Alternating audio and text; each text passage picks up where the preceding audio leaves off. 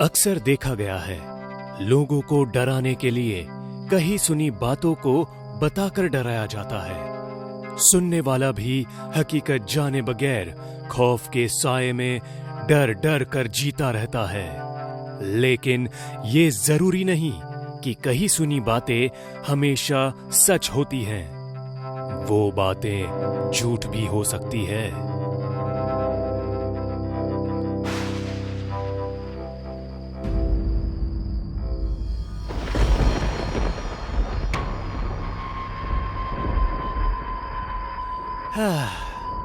सो हमने सुबह ही कहा था कि हवेली की साफ सफाई कर देना, लेकिन आज खेत का काम करते करते इतनी देर हो गई कि सुबह का काम अब रात में करना पड़ेगा।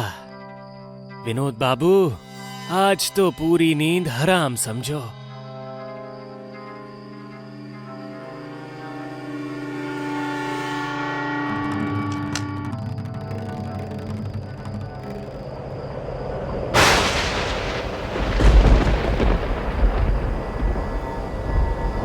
इस सब से डर के मारे विनोद की हालत खराब हो जाती है। बावजूद इसके विनोद हिम्मत दिखाते हुए आगे बढ़ता है कि तभी उसके चेहरे के ठीक सामने ऊपर से एक डरावनी चुड़ैल की शक्ल आ जाती है, जो चमगादड़ की तरह उसके सामने झूलने लगती है। उसे देख विनोद की घी बंध जाती है। दोनों एक दूसरे को देख रहे होते हैं कि तभी चुड़ैल उस पर हमला कर देती है और उसकी गर्दन को पकड़कर उसे ऊपर खींचने लगती है। छोड़ दे चुड़ैल, हमको छोड़ दे। नहीं छोड़ूंगी। तू हवेली में क्यों आया? नहीं आना चाहिए तुझे।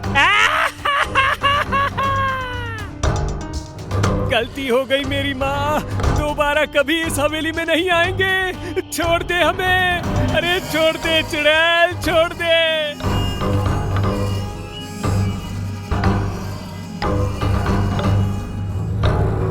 अरे अरे विनोद भाई, संभालो खुद को। क्या हुआ? अरे इतने डरे हुए क्यों हो? सब ठीक तो है ना? चुड़ैल, सोहन भाई, हवेली में चुड़ैल है। चुड़ैल? अरे ये क्या कह रहे हो? सच कह रहे हैं भाई, वो तो हमारी किस्मत अच्छी थी जो हम जिंदा बच के आ गए हैं, वरना उस चुड़ैल ने तो हमें मार ही डाला था।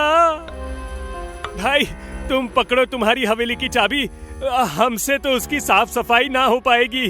हम तो कहते हैं अगर तुम भी जिंदा रहना चाहते हो तो जितनी जल्दी हो सके उस हवेली से पल्ला झाड़ दो। कहीं उस चुड़ैल के हत्थे चढ़ गए तो राम नाम सत्य समझो।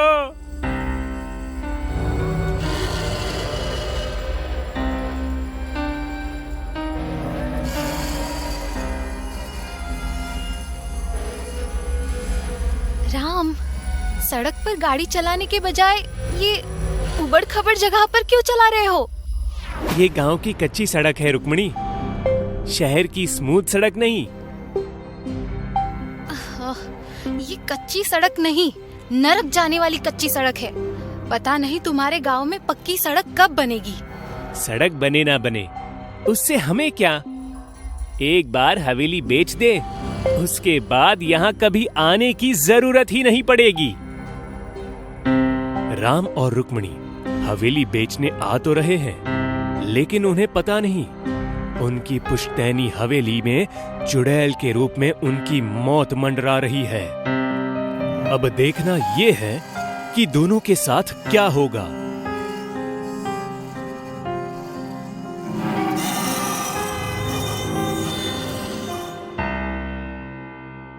प्रणाम मालिक मालकिन, आप लोग अंदर चलिए, हम सामान लेकर आते हैं। सोहम, हवेली की साफ सफाई हो गई है ना? नहीं मालिक, सफाई तो नहीं हो पाई। व्हाट? तुम्हें बताया था ना कि 3 दिन में हवेली खरीदने के लिए लोग आ रहे हैं। अगर साफ सफाई नहीं हुई होगी तो बेचने में मुश्किल हो सकती है। हवेली बेचने की मुश्किल बहुत बड़ी हो चुकी है मालिक। मतलब कहना क्या चाहता है तू? मालिक, इतने लंबे समय से हवेली खाली पड़ी थी तो किसी चुड़ैल ने उस पर कब्जा कर लिया है, और वो चुड़ैल बहुत ही खतरनाक है। चाहो तो आप पूरे गांव से पूछ सकते हो। गांव की छोड़, तू बता, तूने वो चुड़ैल देखी अपनी आंखों से? नहीं मालिक, देखी तो नहीं, मगर जब तूने चुड़ैल देखी ही नहीं तो सुनी सुनाई बातों पर विश्वास क्यों कर रहा है? लोगों का क्या है, वो तो दूसरों की जेब में 2 पैसे जाते देखकर जलन के मारे सूखने लगते हैं। ऐसे ही किसी गांव के आदमी ने यह अफवाह उड़ाई होगी, और ये भूत प्रेत चुड़ैल जैसी कोई चीज नहीं होती। तुम अभी हवेली जाओ और अच्छे से साफ सफाई करके आओ। जाओ। जी मालिक। चुड़ैल न होने की बात पर सोहन हामी तो भर देता है, लेकिन उसके चेहरे के हाव भाव से साफ पता चलता है कि उसे पूरा यकीन है कि हवेली में चुड़ैल है।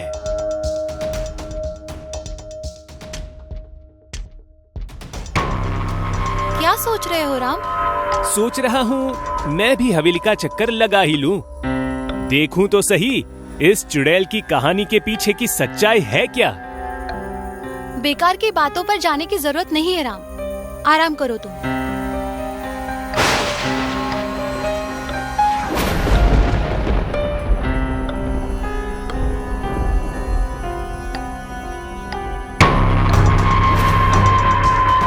छोड़ चुड़ैल, छोड़ मुझे, छोड़ दे। चुड़ैल, चुड़ैल, बचाओ, चुड़ैल, चुड़ैल। सोहन, सोहन रुको, क्या हुआ सोहन? चुड़ैल, मालिक अंदर चुड़ैल है, भागिए यहाँ से जल्दी। कोई नहीं भागेगा यहाँ से सोहन, संभालो खुद को। अभी संभालने का नहीं, भागने का समय है मालिक, वो मार डालेगी हमें। हम सच कह रहे हैं मालिक, अब तो हमने अपनी आंखों से देख भी लिया है उस चुड़ैल को, बहुत खतरनाक है वो। देखिए मेरी गर्दन पर उसके नाखूनों के निशान हैं, देखिए। राम, उधर देखो। कहाँ?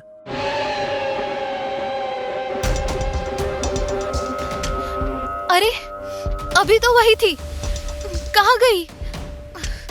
राम, मुझे लगता है हमें अभी यहाँ से चलना चाहिए। कल दिन में सोचते हैं हमें क्या करना है।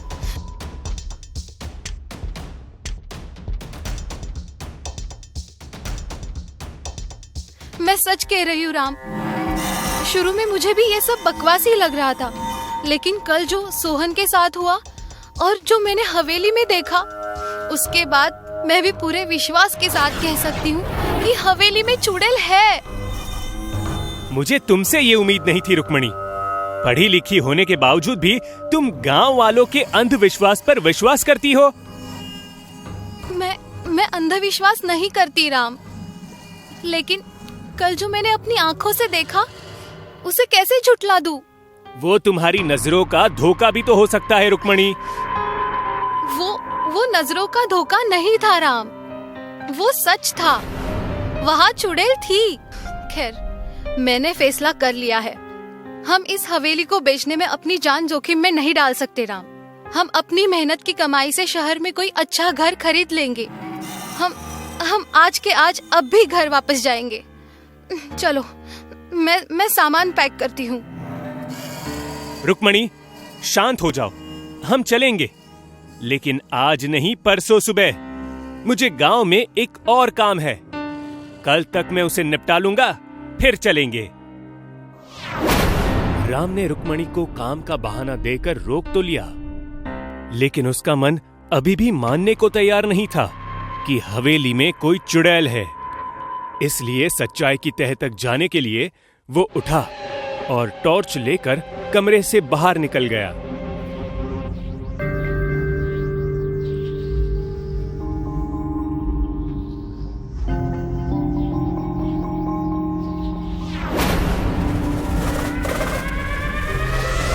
राम हवेली के अंदर आकर टॉर्च की मदद से चुड़ैल की सच्चाई जानने की कोशिश करता है कि तभी वो देखता है हॉल के एक कोने में मुर्गे की कुछ हड्डियां पड़ी हुई है। कुछ दारू की बोतलें भी दिखाई देती है। वो पास से देखने के लिए उनकी ओर बढ़ता है कि तभी चुड़ैल उसके सामने आ जाती है। आ गया तू मेरा शिकार बनने।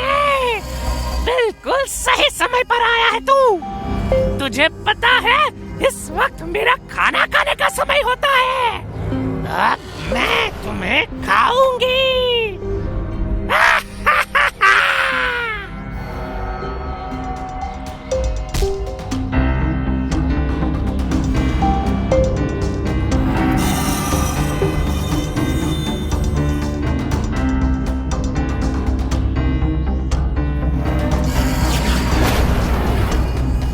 मुझे माफ कर दो भैया, माफ कर दो मुझे। श्याम तू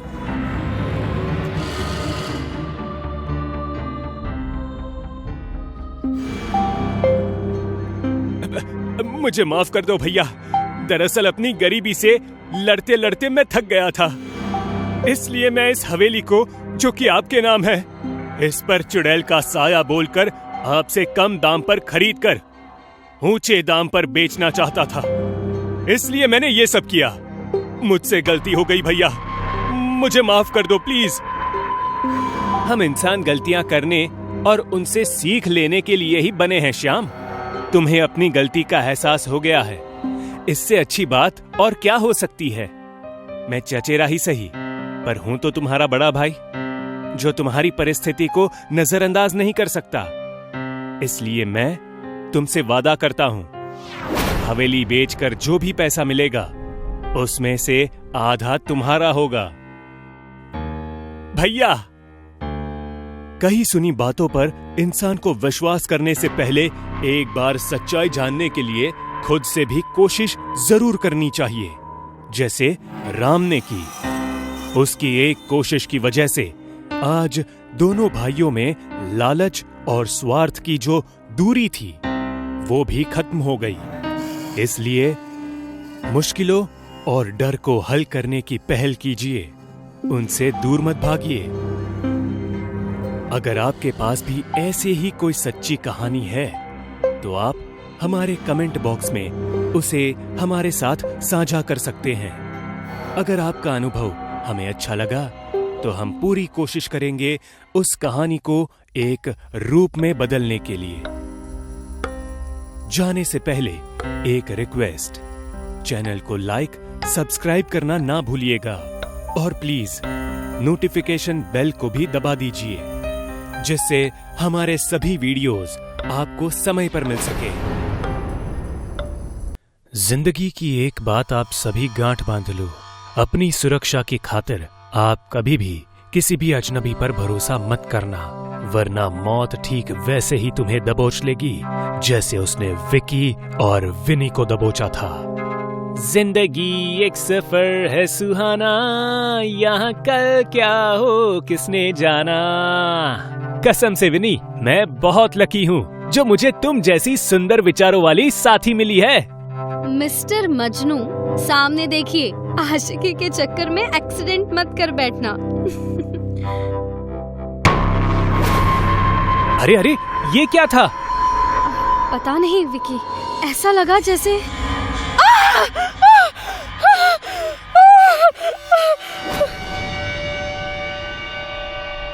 प्लीज मुझे बचा लो, मुझे बचा लो प्लीज। अरे कौन हो तुम? मेरा नाम रंजन है। मैं यहाँ से जा रहा था कि अचानक मेरी कार का डीजल खत्म हो गया। तभी एक तुम अंदर आओ। पागल हो गए हो विकी? इतनी रात में कोई अनजान आदमी हमारी गाड़ी के सामने आता है और तुम उसे अंदर बिठा रहे हो। देखो, कुछ गलत हो गया तो। विन्नी, उसकी हालत देख यार, उसे हमारी जरूरत है।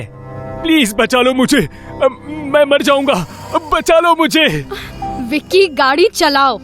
अरे विन्नी तुम। विकी, मैंने कहा ना, गाड़ी चलाओ। Okay okay, calm down, cool down. Winnie की बात मानकर विक्की ने कार आगे बढ़ा ली लेकिन कार के आगे बढ़ते ही विन्नी को अपने फैसले पर शक हो उठा। वो ये सोचकर दुविधा में पड़ गई कि कहीं ये सचमुच में एक जरूरतमंद इंसान तो नहीं, और अगर ऐसा हुआ तो क्या किसी जरूरतमंद इंसान को यूं रास्ते में घायल अवस्था में छोड़कर ऐसे ही चले जाना सही है? यही सब सोचते हुए उसने बैक व्यू मिरर से रंजन की ओर देखा। प्लीज बचा लो मुझे। विकी गाड़ी रोको। Are you sure? विकी, उसे हॉस्पिटल छोड़ के हम निकल जाएंगे।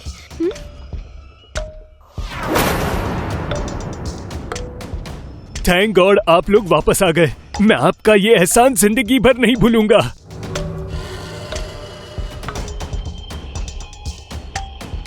बाय द वे रंजन, मेरा नाम विकी है और ये विनी।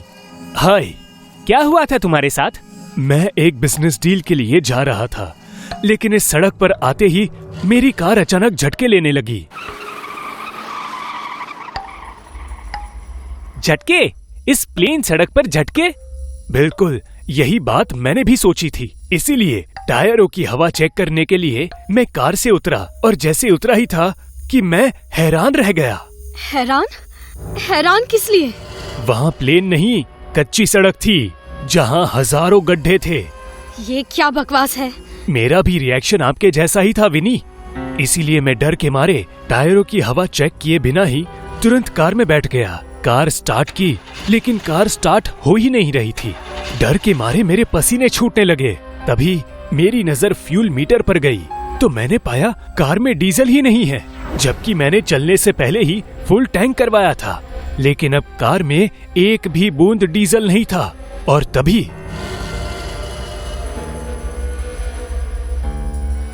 अरे ये बदबू कैसी?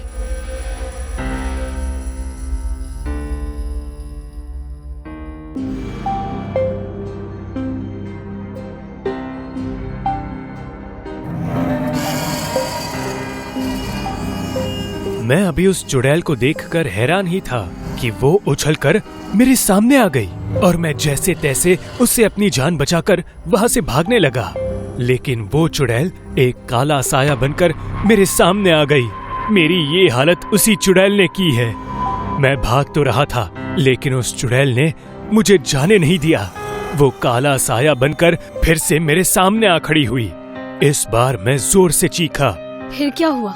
रंजन? ये रंजन? विकी, ये रंजन कहाँ गया? वो यहाँ नहीं है। क्या? ओह गॉड, ये कहाँ गया? विकी, मुझे बहुत डर लग रहा है।